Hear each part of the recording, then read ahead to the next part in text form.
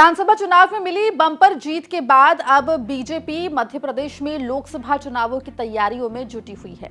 29 की 29 लोकसभा सीट जीतने की तैयारी कर रही बीजेपी जल्द ही इन सीटों पर अपने उम्मीदवारों के नामों की घोषणा कर सकती है।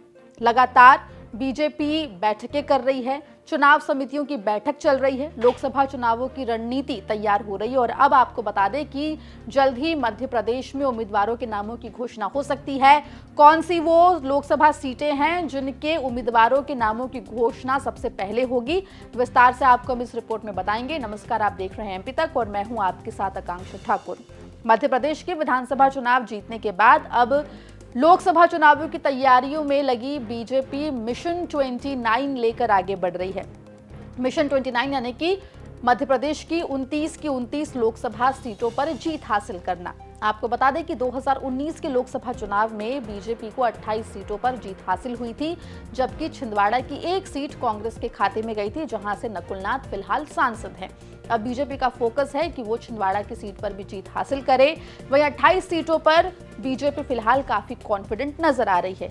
वहीं इसी कड़ी में अब बीजेपी जल्दी से अपने उम्मीदवारों के नामों की घोषणा कर सकती है। आपको बता दें कि मध्य प्रदेश बीजेपी के प्रदेश ऑफिस में एक बैठक आयोजित की गई, जिसमें सीएम मोहन यादव, बीजेपी के प्रदेश अध्यक्ष वीडी शर्मा और तमाम दूसरे बीजेपी के पदाधिकारी शामिल हुए। जो जानकारी मिल रही है उसके अनुसार इस बैठक में उम्मीदवारों के नाम को लेकर मंथन किया गया।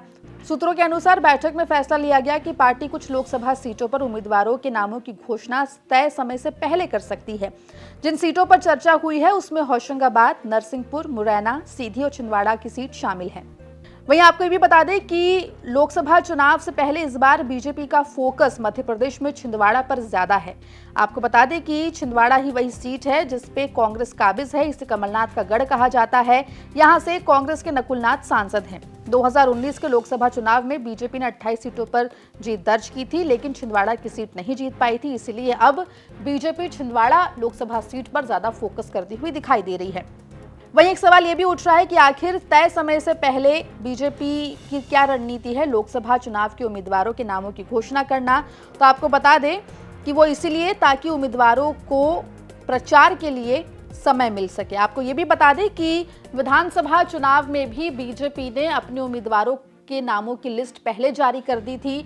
वहीं वो तमाम ऐसे लोग, ऐसे नेता जो इस लिस्ट के आने के बाद नाराज हो गए थे, उनको मनाने का समय भी बीजेपी को मिल गया था। इसी फॉर्मूले के साथ अब बीजेपी लोकसभा चुनाव में भी आगे बढ़ना चाहती है और इसीलिए तय समय से पहले उम्मीदवारों के नामों की घोषणा करती हुई बीजेपी दिखाई दे रही है।